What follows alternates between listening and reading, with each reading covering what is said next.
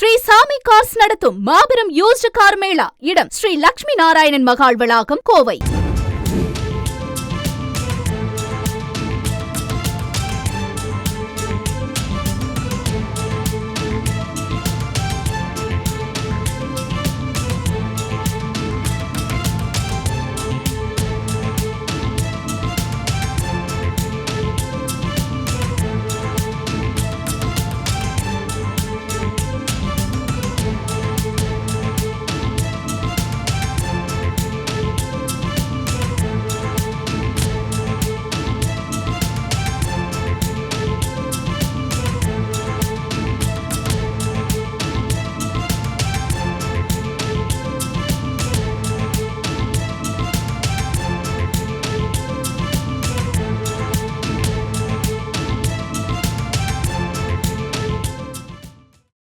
சென்னை அண்ணா அறிவாலயத்தில் முதலமைச்சர் ஸ்டாலினை திரு விஜயகாந்தினுடைய மூத்த மகன் விஜயபிரபாகரன் சந்தித்திருக்கிறார்.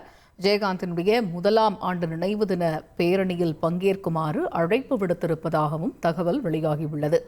இதுகுறித்த முழு விவரங்களை எமது செய்தியாளர் ரமேஷ் விவரிக்க கேட்போம். ரமேஷ், வணக்கம். சென்னை அண்ணா அறிவாலயத்தில் நடைபெற்ற இந்த சந்திப்பு பற்றிய கள விவரங்கள் என்ன, விவரிங்க.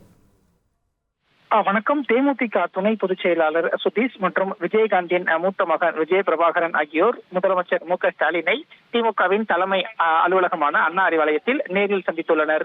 எதற்காக இந்த சந்திப்பு என்று பார்க்கும்போது, மறைந்த தேமுதிக நிறுவன தலைவர் விஜயகாந்தின் முதலாம் ஆண்டு நினைவு தினம் என்பது டிசம்பர் 28ஆம் தேதி அனுசரிக்கப்படுகிறது. நினைவு தினத்துக்கு பல்வேறு ஏற்பாடுகளை தேமுதிக சார்பில் செய்யப்பட்டு வருகிறது. பல்வேறு அரசியல் கட்சி தலைவர்களும் நினைவு தின நிகழ்வில் பங்கேற்க வேண்டும் என்று தேமுதிக சார்பில் அழைப்பு விடுக்கப்பட்டு வருகிறது. அந்த வகையில் தான் திமுக தலைவரும் முதலமைச்சருமான மு.க.ஸ்டாலினுக்கும் அழைப்பு விடுக்கப்பட்டிருக்கிறது. நினைவு தினத்தன்று ஒரு அமைதி பேரணி நடத்துவதற்கும் தேமுதிக சார்பில் திட்டமிடப்பட்டிருக்கிறது. எனவே நினைவு தின அனுசரிப்பு நிகழ்வில் பங்கேற்க வேண்டும் என்றும் அமைதி பேரணியில் பங்கேற்க வேண்டும் என்றும் ஒரு அழைப்பு கொடுப்பதற்காக இந்த சந்திப்பு என்பது திமுகவின் தலைமை அலுவலகமான அண்ணா அறிவாலயத்தில் நடைபெற்றிருக்கிறது.